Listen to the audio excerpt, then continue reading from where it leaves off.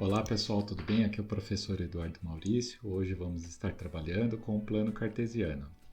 Desenvolvido pelo francês René Descartes no século XVII, ele tinha como intuito matematizar a geometria analítica.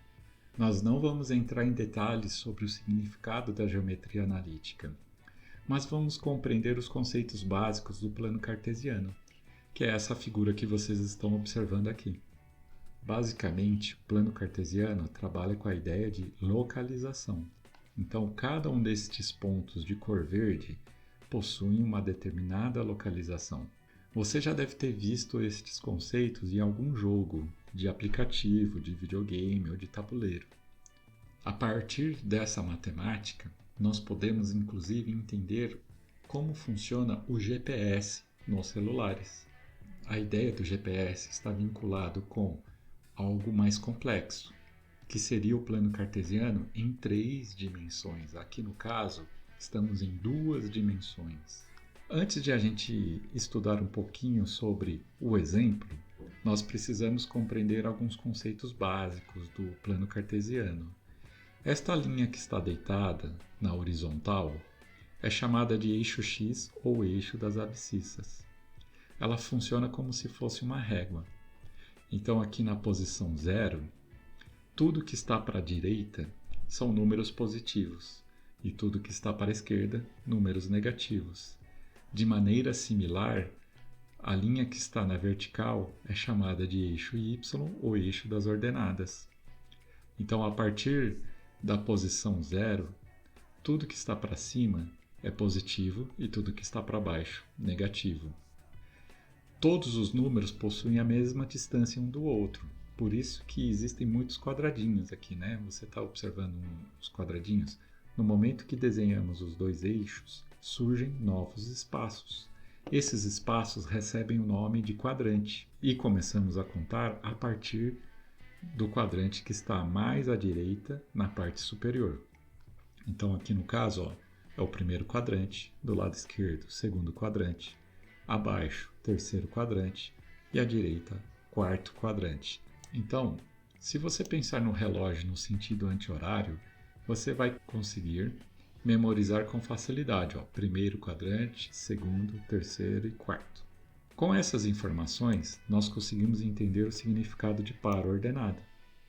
Então, a partir do par ordenado, nós conseguimos entender as coordenadas dos pontos. Então, cada ponto possui uma coordenada. Ela é formada por 2 posições. Então, um número que está no eixo X e um número que está no eixo Y. A partir de cada um desses números nos eixos, nós conseguimos localizar e identificar todos os pontos. Por exemplo, olha aqui no item A. Aqui é a escrita matemática do ponto A. Aqui está escrito que o ponto A está na posição 1, 3. O que significa essa posição 1, 3? Significa que o 1 está no eixo X e o 3 no eixo Y. Então vamos olhar. Vamos encontrar o X igual a 1. Está bem aqui, nesta posição. Y igual a 3. Eu subo e chego até o 3. O Y igual a 3 está nesta posição.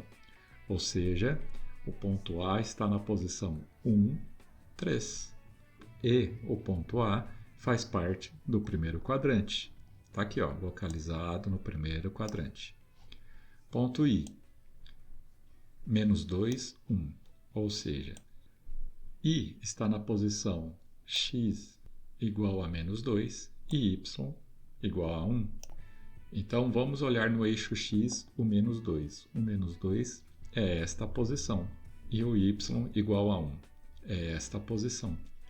Agora, eu junto as 2 posições, eu tenho a coordenada do ponto I. Menos 2, 1.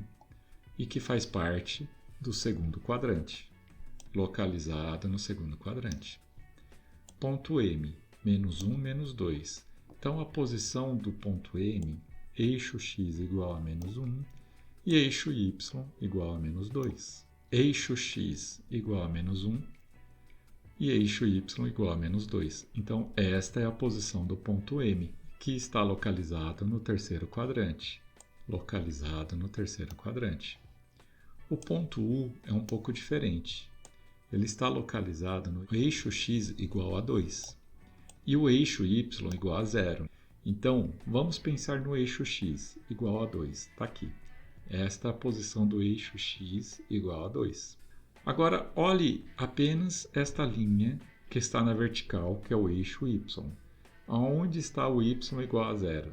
Está bem aqui, onde está o cursor do mouse.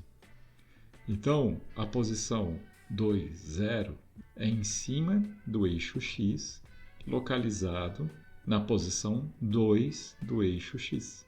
O ponto U, ele não faz parte nem do primeiro quadrante e nem do quarto quadrante. Ele está em cima do eixo x.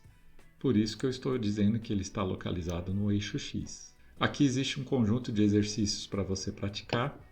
O gabarito está disponível neste link. Tchau, pessoal, e bons estudos!